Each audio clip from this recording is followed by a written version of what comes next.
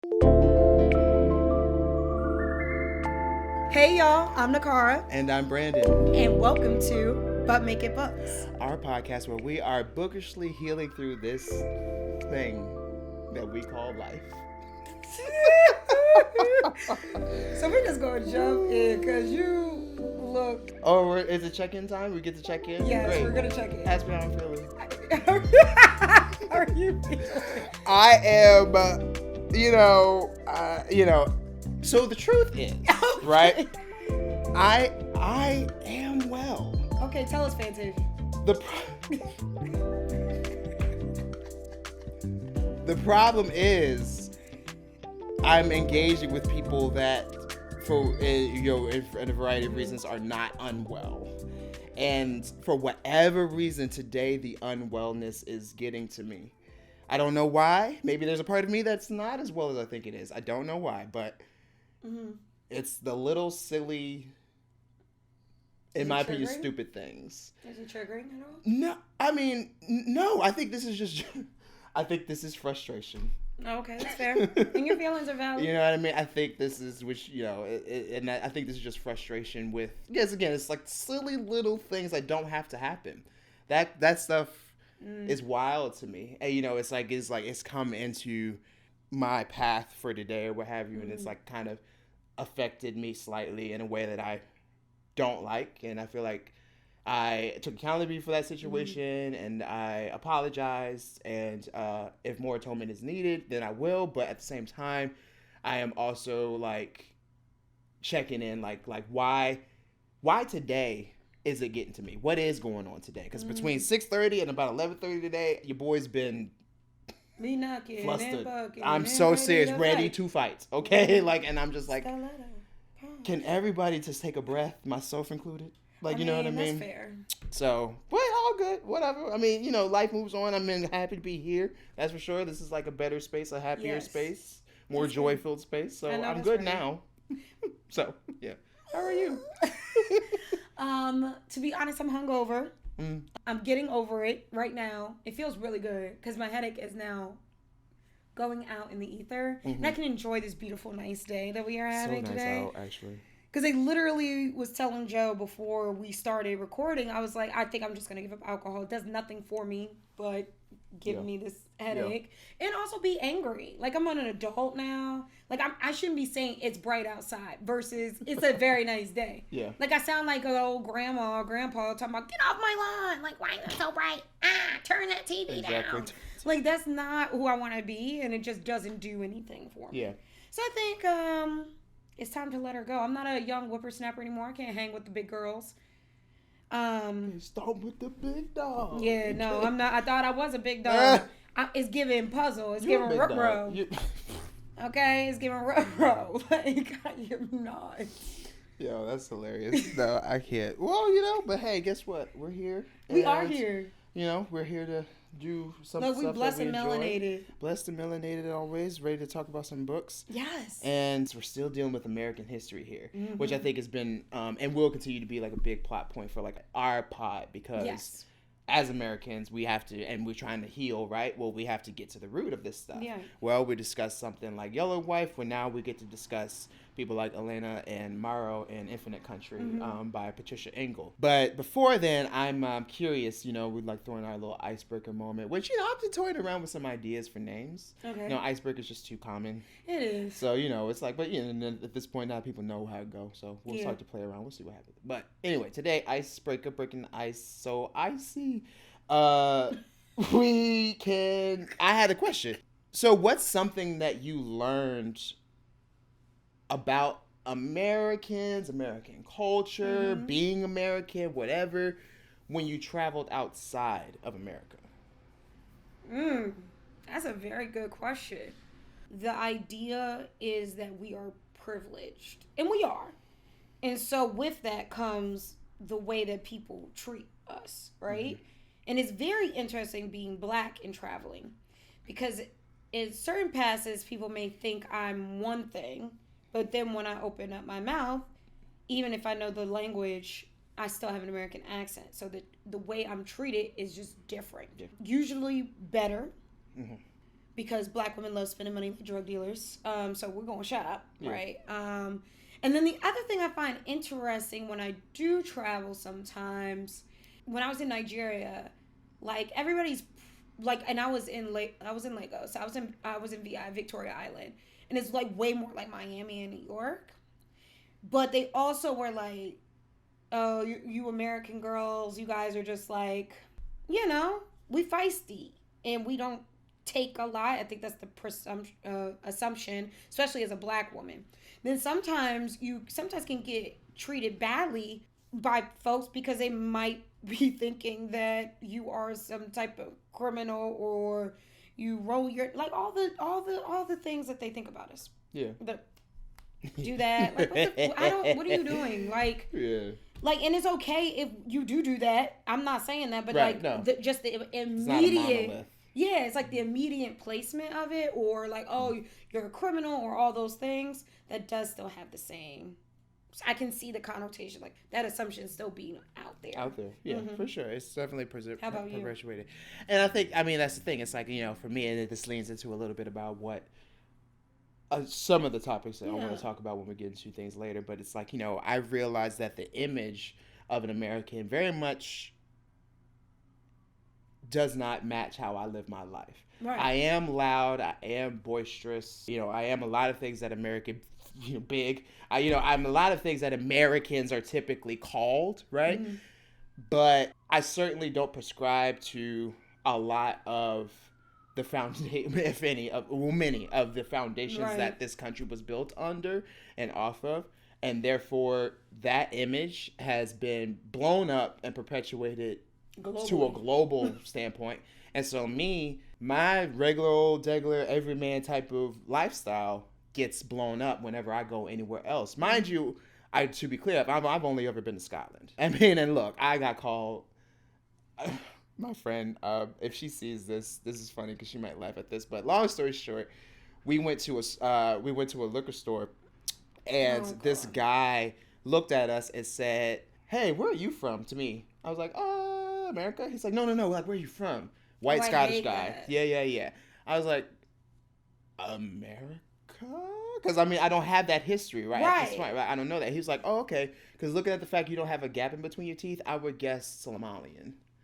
I was like, can I just have a fifth of vodka, please? I'm like, can I just go about my business and do my thing? Like, so, it's like funny that you got that in Scotland. I got that in Nigeria. Mm-hmm. They said, where are you from? I said, America. And they're like, but where are you from? I said, well, my mom's side of the family's from Virginia and Baltimore. Yeah.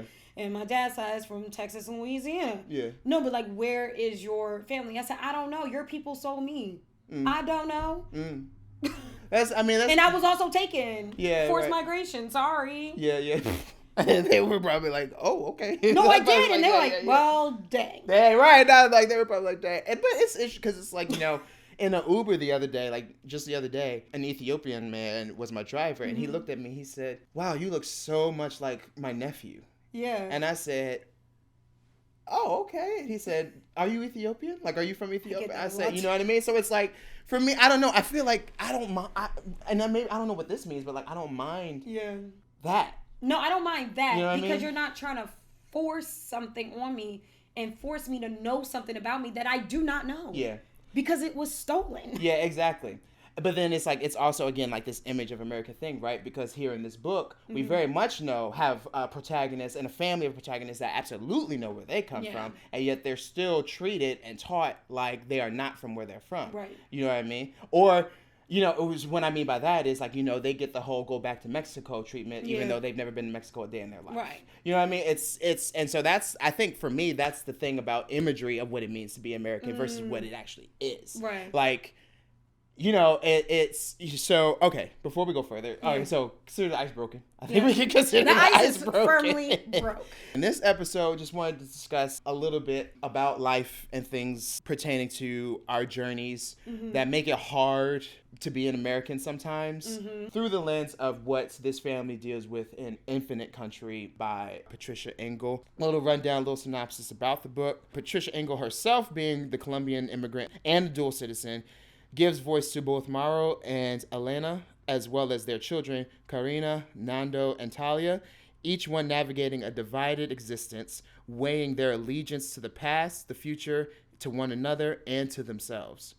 Rich with Bogota urban life, steeped with Andean myth, and tense with the daily reality of the undocumented in America, Infinite Country is the story of two countries and one mixed status family for whom every triumph is stitched with regret and every dream pursued bears the weight of a dream deferred.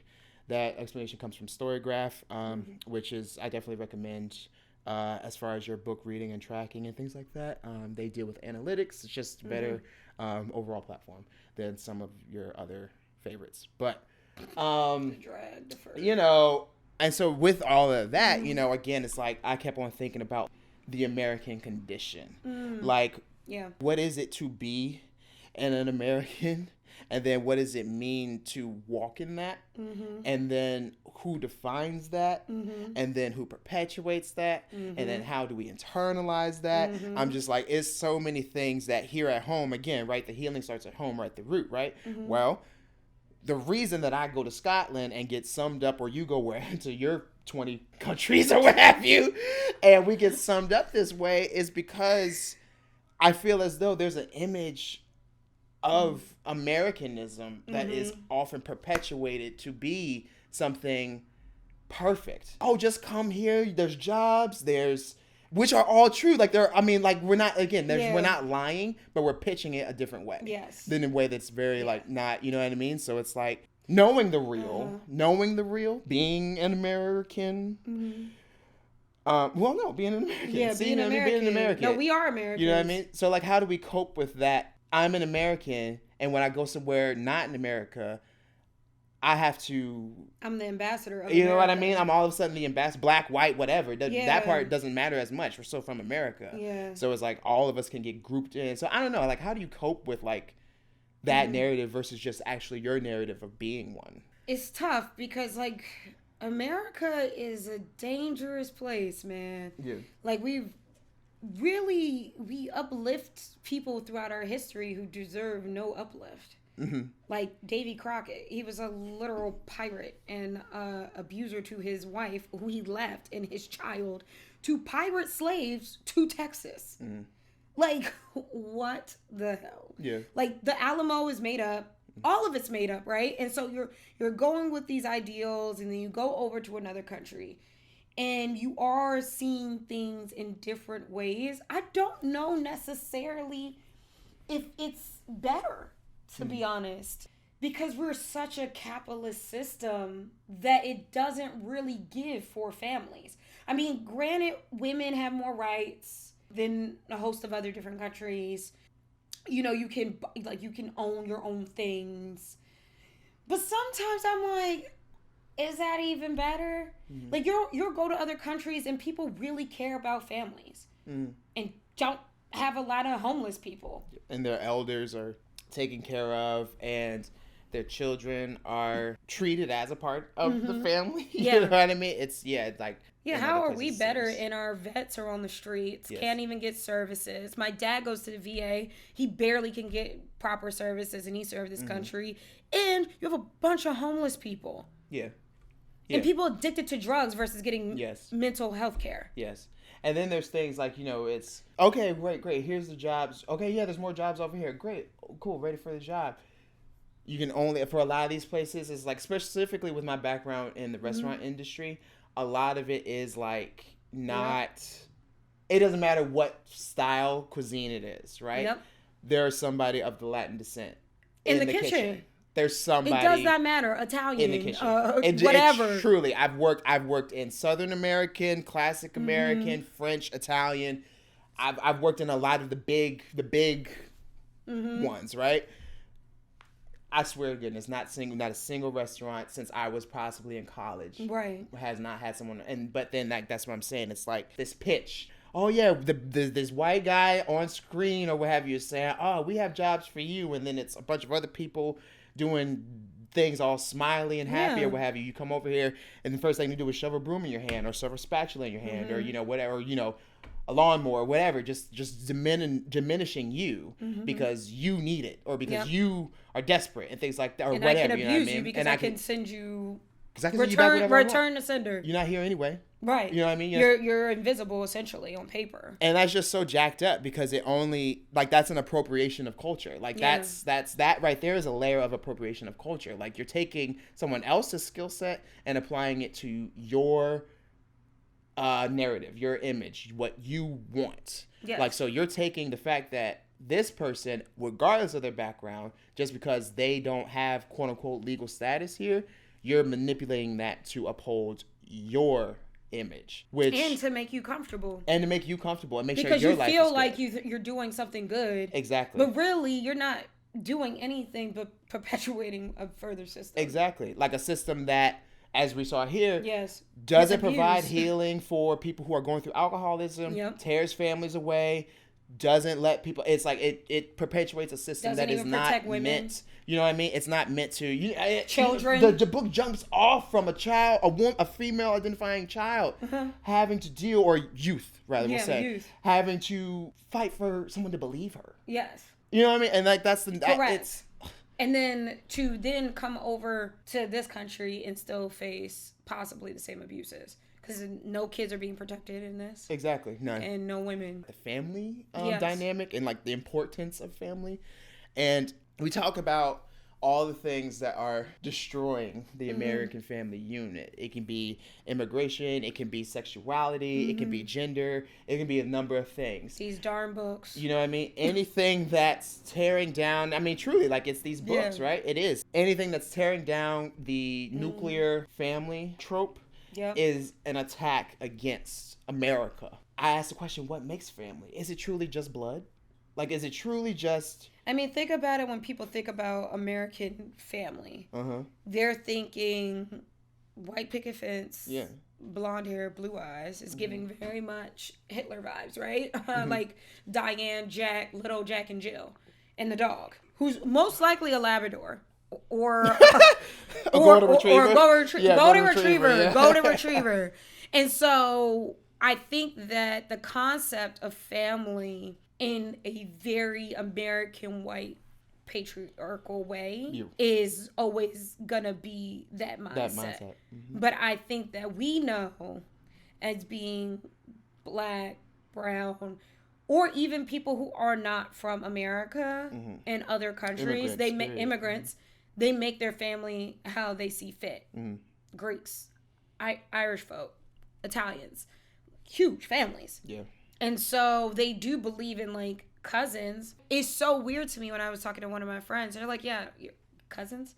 Like, you talk to them? I'm like, yeah, like not for holidays? I was like, no, like, period. They're my friends. They're like, I don't understand that.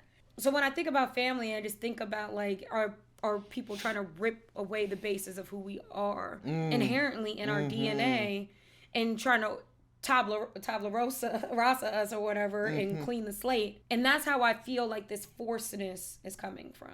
Of like making the family a certain way. It does. To sever community ties.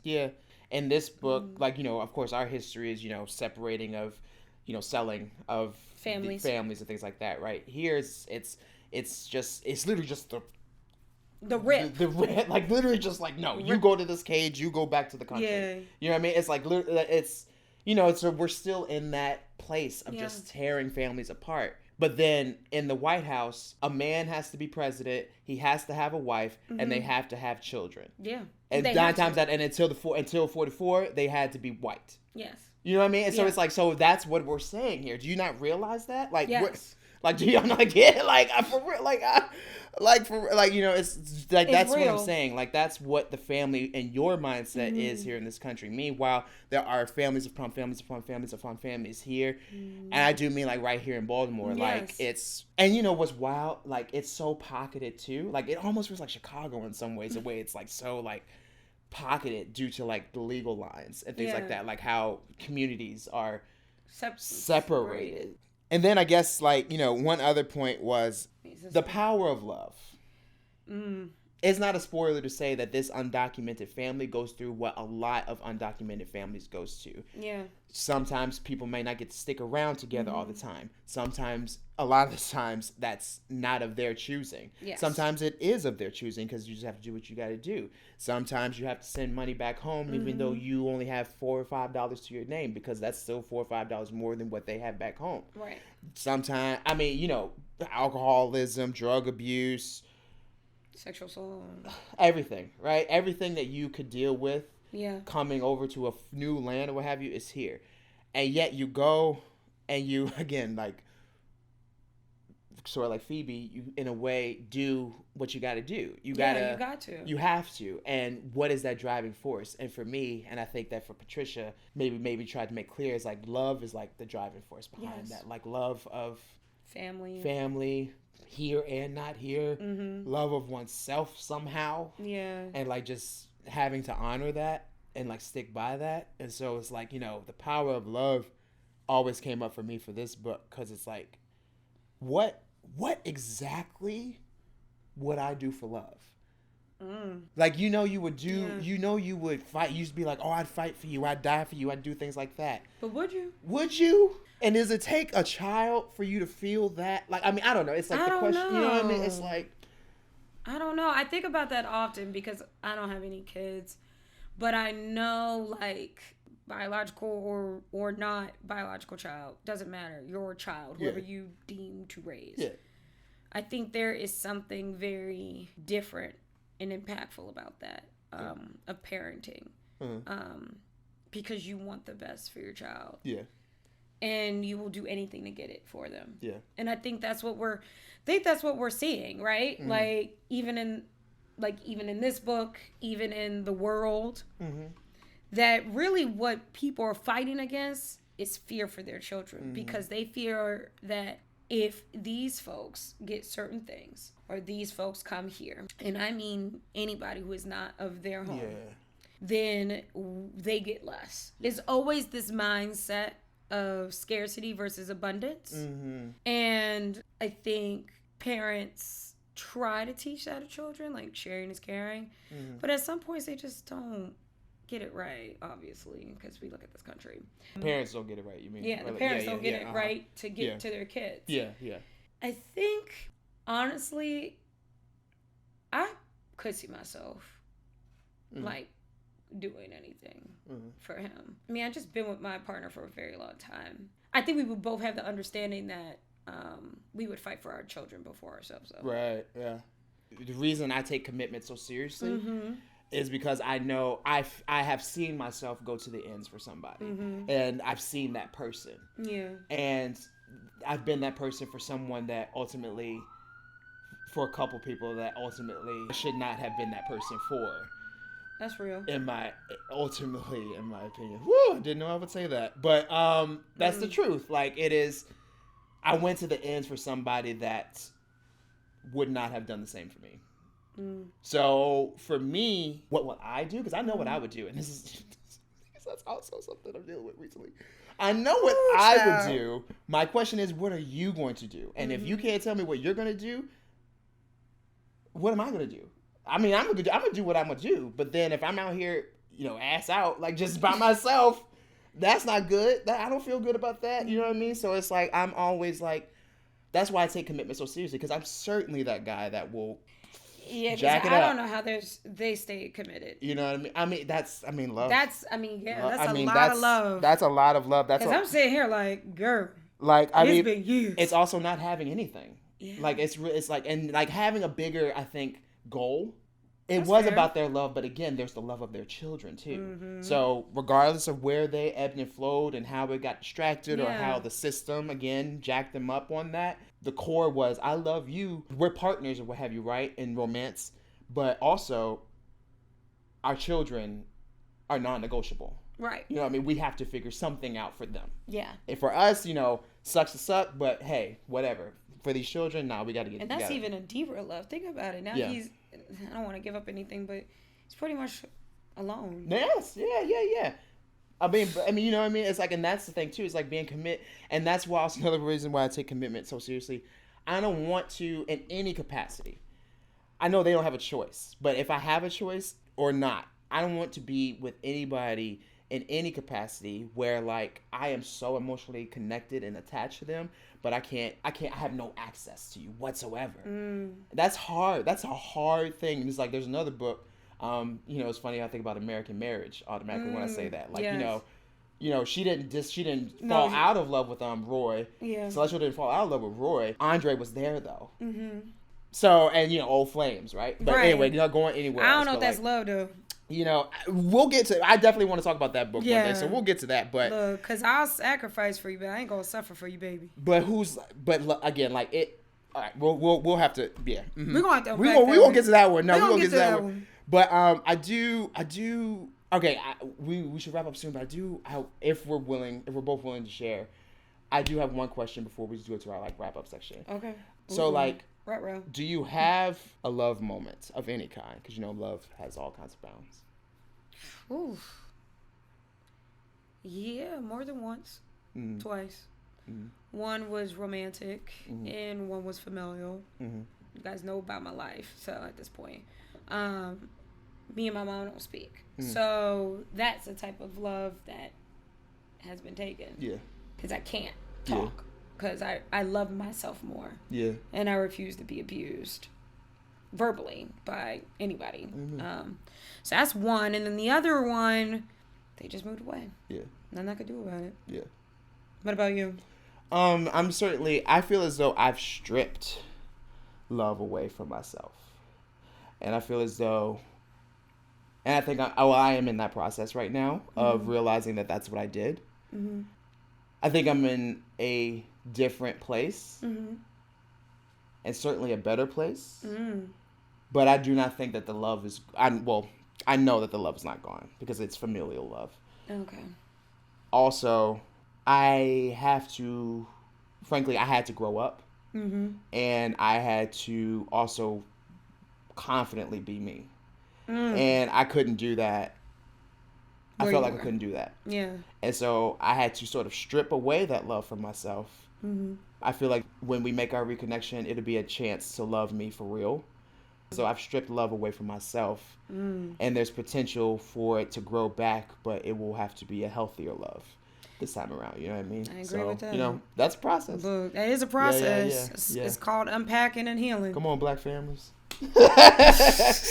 So for our usual wrap-up question, I was curious, we've talked about a little bit. We're wondering if there are any other books that deal with the American condition, American history, the way things are, whatever. We touch a touch, like for Brandon on American Marriage, which is one of them, is like, because I feel like that's a common thing, the American the marriage structure, right? The Ways of White Folks. By Langston Hughs. Because it just toys with the American dream a lot in that book. It's the collection of short stories. I know you know. That is an amazing book. And I think it complements it in a way because it just shows how capitalism works or how people feel as though they're doing something good. Yeah. But they're really not. Yeah. No. And I think about that a lot in this book too. So. Yeah. For sure. Like, are people actually being helpful? Because the people that are supposed to be helping them could really actually help them be a full. Yeah, exactly. A full actual family. Actually, yeah, no. Yeah. Yeah. For me, I kind of have a list on this one because it's like, there's books like 1619 Project here, and then there's books like A Black Woman's History of the United States. Even books like Ring Shout, which is like a horror book, but steeped out of American culture. So the horrors of America. Yeah. I feel like that list for me is ongoing because there are so many different, there are so many facts about America that have not been brought to light. And because of the creativity of, writers and things like that, I love writers. We're seeing a lot of different nuances in that. And then we're seeing it from Black writers and Latinx writers and just a variety. So it's like, I feel like, that pocket is one of my favorites to read in. Like, even books like, where I talk about Salvage the Bone a little bit, even that of its sort is like history because it is historical fiction, you know what I mean? So it's like a changing of... Honor would probably be a good compliment too to this. I'm reading it now. Which you've told me about. It sounds like maybe. It's deep. Yeah. It's real deep. I gotta get to it. Yeah. So many to get to. Yeah. And just like that, y'all, that's another episode of But Make It Books, the podcast. Thank y'all so much for tuning in with us every other week on Tuesday. Be sure to like, comment, and share all of the podcasts. Yeah. Any news, any fun happenings, whatever? No, just rate us, please, and review us. Yeah. Because we can only grow as much as you allow us to. So we are a people power movement, and you are our people. And please remember, we are both an audio and a visual pod. So if you're watching us right now, be sure to jump over to Spotify or Apple Podcasts or wherever you like to listen to all your pods. If you're listening to us right now, go to YouTube because you definitely want to see this matching attire that Niccara and I have accidentally. Literally. Truly accidentally, and we mean it, yeah. Until then, y'all, please keep living this life healthily and make it bookish. Peace, y'all.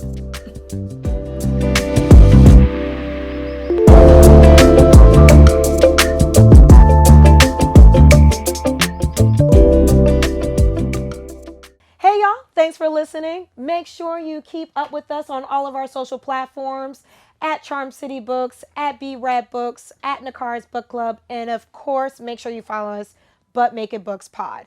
We can only grow as much as you allow us to. We're a people power movement, so make sure you like, share, subscribe, and rate us on anywhere you get your podcasts. Also, make sure you come into Charm City Books and get all the books we've been discussing. And as always, make sure you're healing, but make it books. Peace, y'all.